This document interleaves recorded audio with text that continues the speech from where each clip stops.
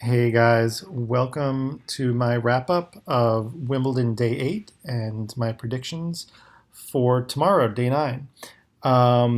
Why don't we get started with tomorrow's matches, the women's semifinals, and then we can go through what happened today with the men's quarterfinals.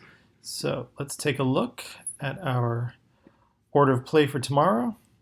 I'd like to just start talking about Barbara Strycova. She is definitely not favored to win tomorrow. She's facing Serena Williams, the greatest female tennis player of all time.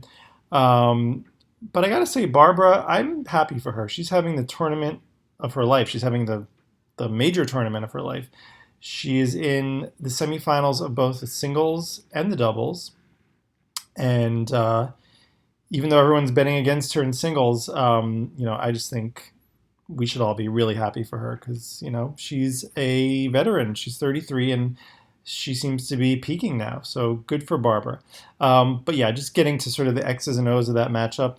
Um, she's never beaten Serena. I don't even know if she's taken a set off of Serena.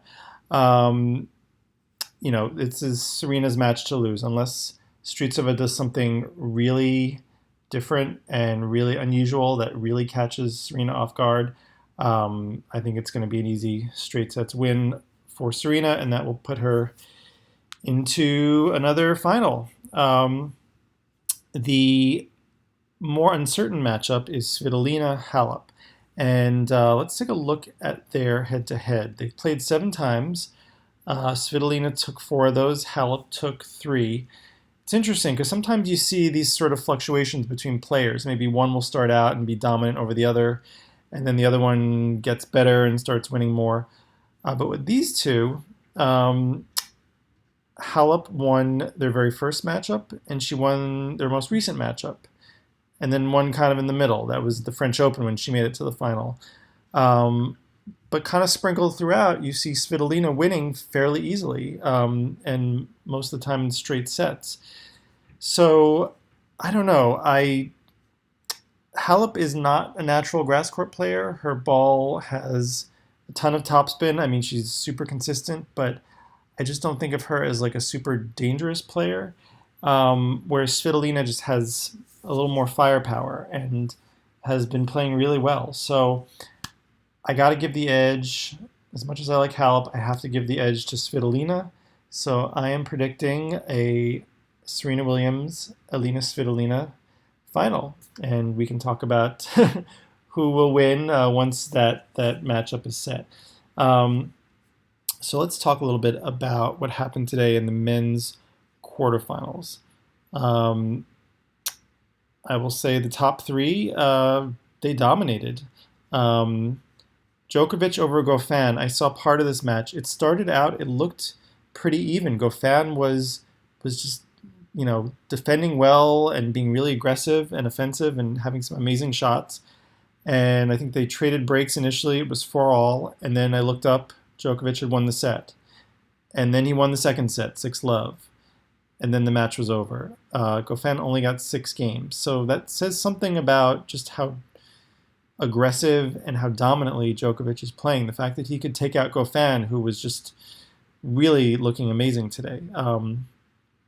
Query Nadal. So I had predicted wrongly that Query potentially could upset Nadal just because of all he had going for him with his power and his ease on grass. Again, close-ish first set, and then Nadal ran away with it. The only little hiccup for the top 3 was Roger Federer dropping the first set to Nishikori. He was almost down 2 breaks in that first set. I think he was down 3-love and serving at love 40. He managed to hold.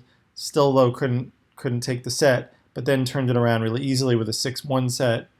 Finished up 6-4, 6-4. And the closest match, the most hotly contested match, was Bautista Agut over Guido Pella. He took it in 4 sets. So that is going to set up a semifinal between Novak Djokovic and Bautista Agut, which could be a little tricky for Djokovic because he has lost several times recently to Bautista Agut. And obviously the match that everyone's going to be waiting for, Federer and Nadal on grass. They actually just played a semifinal at Roland Garros, which Nadal won easily. Um, you can imagine Federer really wants to get a little revenge for that. He probably feels like this is his surface. Given the history they have, Federer has beaten Nadal twice in finals at Wimbledon and then lost that what's considered the most amazing match of all time, the 2008 Wimbledon final, lost it to Nadal. I am sure both of these players are heavily invested in that match, and I think it's going to be really exciting. So we're kind of at the end here, guys. There are fewer matches to go over, and that is it for today. I really appreciate you watching. If you haven't already subscribed, please do. Please give a thumbs up, comment, let me know what you want to hear more about. I'm definitely thinking about adding some different content beyond just going over match results and predictions. So I'd love to know what you would like to see. All right, guys, that is all for now. I will talk more with you tomorrow.